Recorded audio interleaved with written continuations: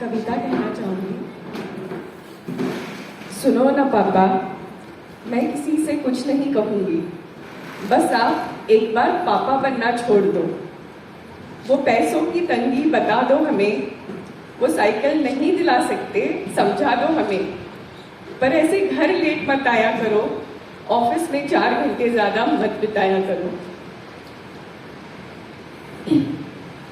ये दो दुनिया कैसे संभाल लेते हो, अंदर कुछ बाहर कुछ कैसे बन पाते हो।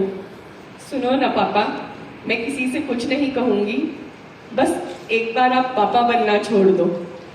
मैं एक खिलौना मांगती तो आप खिलौनों से कमरा भर देते, फिर क्या आप कई दिन ऑफिस पैदल ही चले जाते। एक दिन मैंने ड्रेस मांगी तो साथ में गहना भी दे दिया, फिर पता नहीं क्यों दिवाली पे पुराना कुर्ता ही पहन लिया। सुनो ना पापा, मैं किसी से कुछ नहीं कहूँगी, बस एक बार आप पापा बनना छोड़ दो।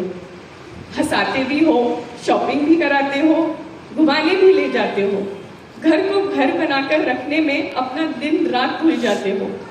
अच्छी पढ़ाई, अच्छा घर, अच्छा खाना, अच्छी जिंदगी, इन सब के बीच अपना बुरा से बुरा वक्त भी हमसे छुपाते हो। अपनी एक खुशी को टालकर हमारे 10 नखरे उठाते हो। सुनो ना पापा, मैं किसी से कुछ नहीं कहूँगी, बस अब एक बार पापा बनना छोड़ दो। न जाने आप ये सब कैसे कर जाते हो। बिल्कुल इस कविता में जो पापा है उसी की तरह मेरे भी पापा थे। ना उन्होंने कभी कुछ गलत किया और ना कभी हमें कुछ गलत करना सिखाया, हमेशा सच और अच्छा करना ही सिखाया। खूब पढ़ाई करने का मौका दिया। भैया को पुणे से बाहर जॉब मिला तो उसे एक बार भी नहीं रोका, और जब उसने बिजनेस स्टार्ट करना चाहा तब भी नहीं हिचकिचाया है। कहते थे तुझे जो करना है कर, सब हो जाएगा, मैं हूं ना, हम सब कर लेंगे। रिस्क लेने से कभी नहीं डरते थे।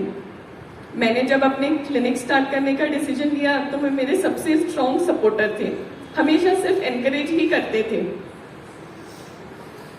अभी तक रोज मुझसे पूछते थे कि बेटा आज तुमने कितने पेशेंट्स किए क्लिनिक पे। मैंने जब कहा कि मुझे नई गाड़ी लेनी है तो रोज फोन करके पूछते थे कि आज कौन सी गाड़ी की टेस्ट ड्राइव ली बेटा। आज मैं और भैया अपने करियर्स में जहां तक भी पहुंचे हैं, ये सब सिर्फ पापा और मम्मी की बदौलत है, और हमारा सक्सेसफुल होना ही उनकी सबसे बड़ी जीत है। और ये फॉरवर्ड थिंकिंग सिर्फ उनकी आज की नहीं है। आज से 30 साल पहले जब मेरी बुआ को अहमदनगर में जॉब मिला था तो घर में सबने मना कर दिया था कि नहीं करना है जॉब, तब वो उसे वहां अहमदनगर तक लेके गए थे, वहां उसका रहने का, खाने का, पीने का सब बंदोबस्त करके आए थे। तो हम हमेशा फॉरवर्ड थिंकिंग करते थे, सोल्यूशन ओरिएंटेड रहते थे और जमाने के साथ बदल के अडैप्ट हो जाते थे। और हमें लाइफ में हर चॉइस खुद करने का उन्होंने हमें एक फ्रीडम दिया।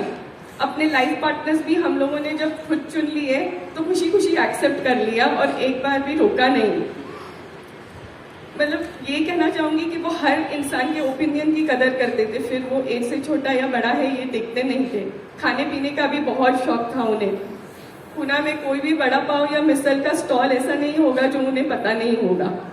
आखिर के कुछ दिन वो खाना खा नहीं सकते थे, पर रोज खाने में क्या बना है ये जरूर पूछते थे।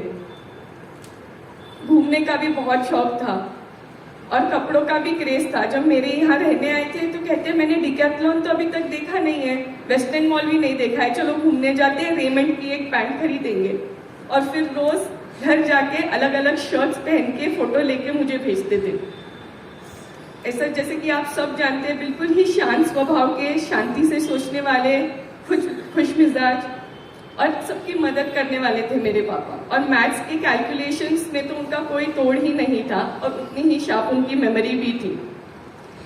3 साल उन्होंने बहुत ही हौसला बनाकर और बहुत ही फाइट किया बिना एक भी कंप्लेंट किए कि मुझे कुछ दर्द हो रहा है या मुझे कुछ तकलीफ हो रही है। सनिल कहता है कि ऐसा ही फाइटिंग स्पिरिट और ऐसा स्ट्रॉन्ग विल पावर और किसी का भी नहीं होगा, और उनसे यही सीखना है कि हमें लाइफ में सिर्फ लड़ते रहना है और गिव अप नहीं करना है, जैसे उन्होंने लास्ट मिनट तक नहीं किया। और इस सब में उनका बैकबोन थी मेरी मम्मी।